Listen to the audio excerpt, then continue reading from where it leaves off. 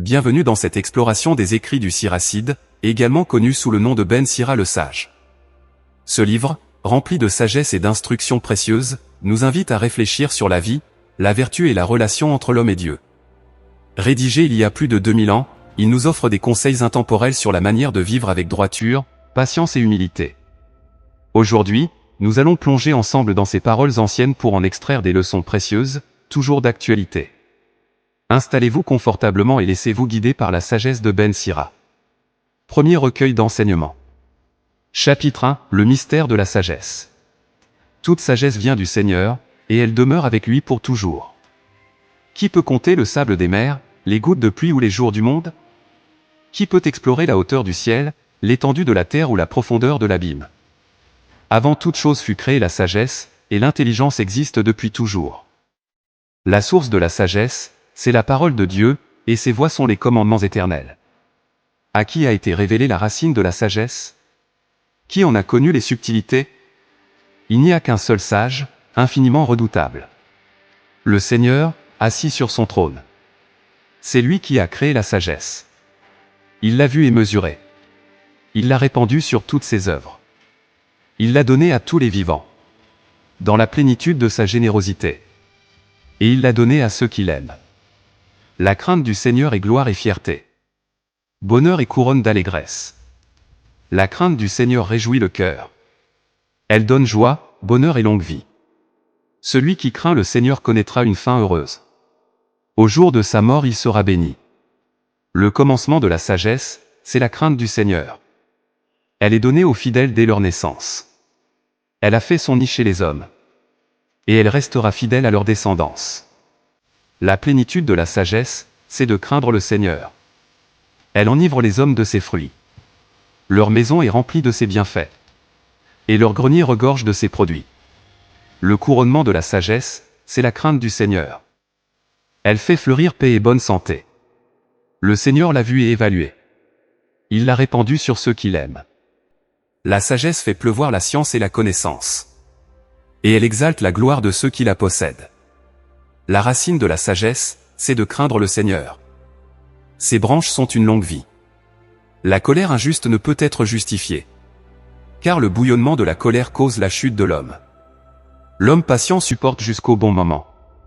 Mais ensuite la joie éclatera pour lui. Il retient ses paroles jusqu'au bon moment. Et les lèvres de beaucoup vanteront son intelligence. La sagesse des proverbes est dans les trésors de la sagesse. Mais la piété du pécheur est une horreur. Si tu désires la sagesse, garde les commandements. Et le Seigneur te la donnera abondamment. Car la sagesse et l'instruction, c'est la crainte du Seigneur. Et ce qui l'agrée, c'est la fidélité et la douceur. Ne sois pas rebelle à la crainte du Seigneur. Et ne t'approche pas de lui avec un cœur partagé. Ne sois pas hypocrite devant les hommes. Et veille à tes lèvres. Ne t'élève pas, de peur de tomber. Et d'attirer sur toi le déshonneur. Le Seigneur mettra au grand jour tes secrets. Et il t'humiliera en pleine assemblée. Parce que tu n'as pas eu accès à la vraie crainte du Seigneur. Et que ton cœur est rempli de ruses. Chapitre 2, Épreuve et fidélité. Mon fils, si tu viens te mettre au service du Seigneur, prépare-toi à l'épreuve. Affermis ton cœur et tiens bon. Ne t'agite pas au moment de l'adversité. Attache-toi à Dieu, ne t'éloigne pas de lui. Afin que tu sois comblé à la fin. Tout ce qui t'arrivera, accepte-le. Et dans les revers de ta vie, sois patient. Car c'est par le feu que l'or est éprouvé. Et les hommes agréables à Dieu. Par le creuset de l'humiliation. Mets ta confiance en lui. Et il te viendra en aide. Suis le droit chemin.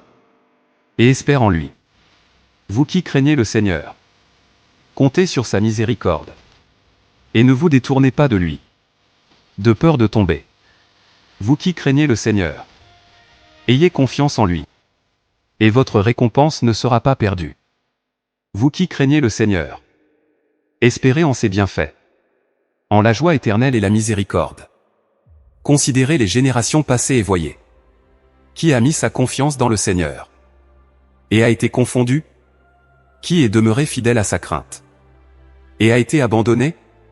Qui l'a invoqué? Et il l'a dédaigné? Car le Seigneur est plein de tendresse et de miséricorde. Il pardonne les péchés et sauve au moment de la détresse. Malheur au cœur lâche et aux mains inertes. Au pécheur qui marche sur deux sentiers. Malheur au cœur abattu. Car il ne croit pas. Il ne sera donc pas protégé. Malheur à vous qui avez perdu patience. Que ferez-vous au jour de la visite du Seigneur? Ceux qui craignent le Seigneur ne refusent pas ses paroles. Et ceux qui l'aiment marchent dans ses voies. Ceux qui craignent le Seigneur cherchent à lui plaire. Et ceux qui l'aiment se rassasient de sa loi. Ceux qui craignent le Seigneur préparent leur cœur.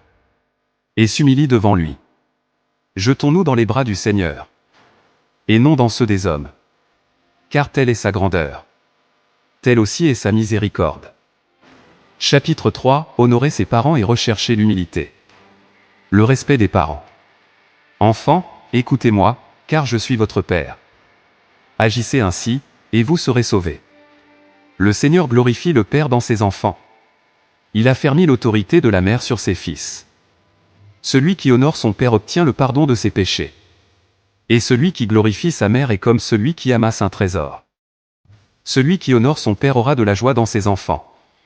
Et il sera exaucé lorsqu'il priera. Celui qui glorifie son père verra ses jours prolongés.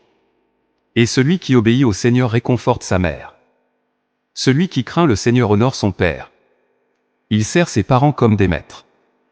Honore ton père et ta mère par tes paroles et par tes actes. Afin qu'il te vienne une bénédiction de leur part. La bénédiction d'un père affermit la maison de ses enfants. Mais la malédiction d'une mère déracine les fondements. Ne te glorifie pas du déshonneur de ton père. Car son humiliation n'est pas à ta gloire. La gloire d'un homme vient de l'honneur qu'il rend à son père. Et une mère méprisée est une honte pour ses enfants. Mon fils, prends soin de ton père dans sa vieillesse.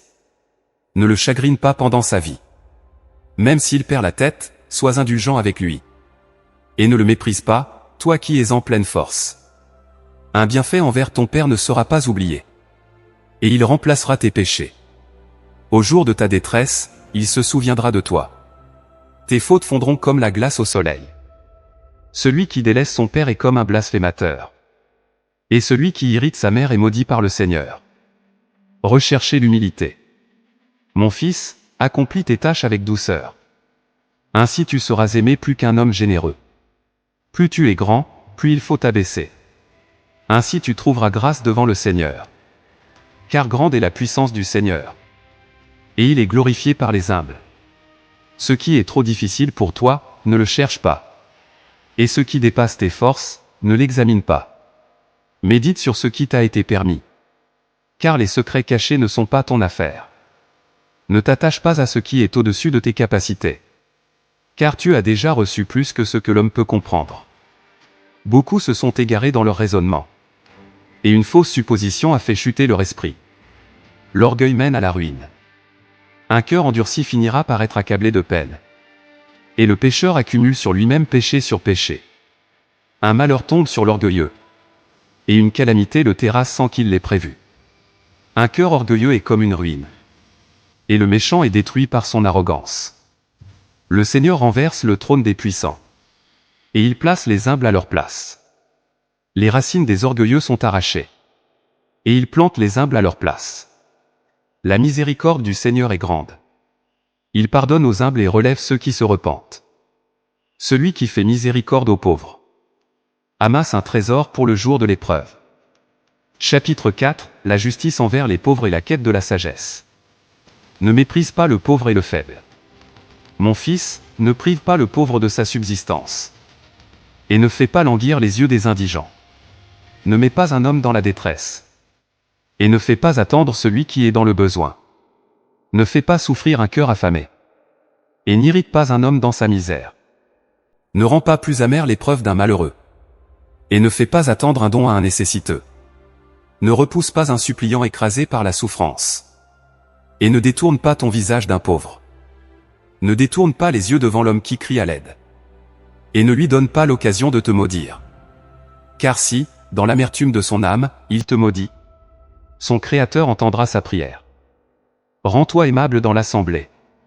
Abaisse ta tête devant le grand. Écoute le pauvre avec attention. Et rends-lui réponse avec douceur.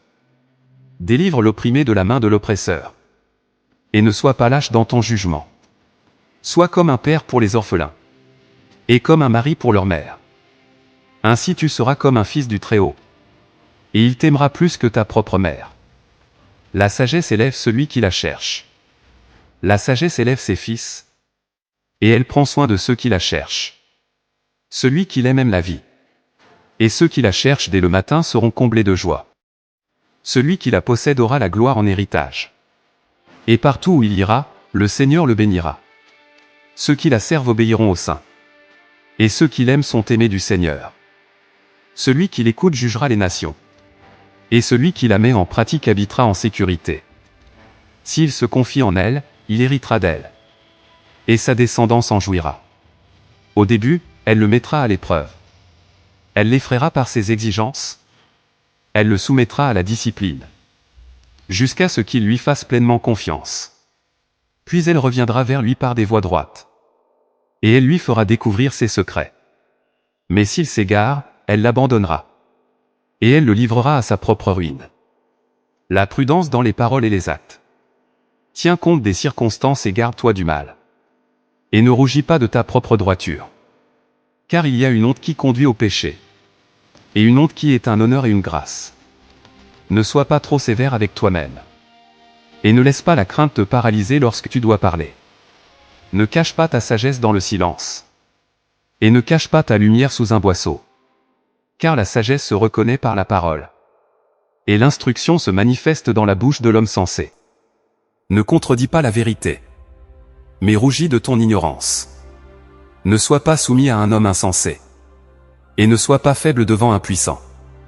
Lutte jusqu'à la mort pour la vérité, et le Seigneur combattra pour toi. La méchanceté et l'hypocrisie mènent à la chute.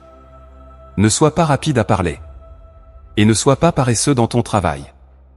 Ne sois pas comme un lion dans ta maison, ni capricieux et tyrannique avec tes serviteurs.